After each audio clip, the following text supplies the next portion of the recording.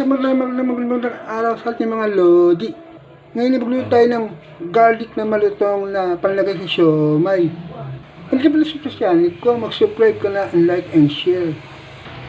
Ang mga kailangan natin mga lodi, gagamit tayo ng 2 pirasong bawang, yung buo. Tapos, pitpitin natin sa kahiwain natin maliliit.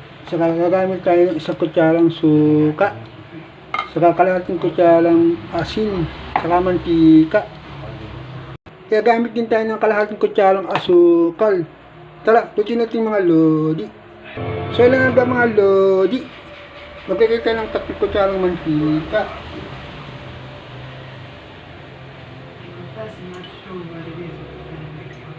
Kaya natin i-minute. So, yun mga lodi, kapag mainit na, ilagay natin itong bawang. So, yun mga lodi, mainit ang mantika, ilagay natin itong bawang.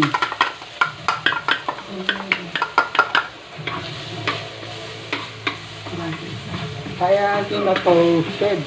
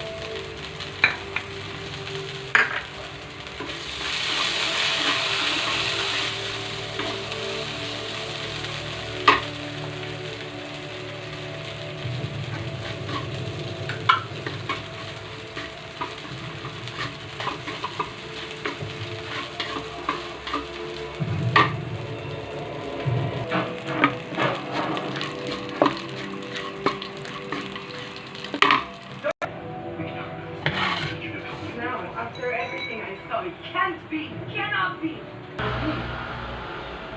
You don't think I ended that world? Sit up there.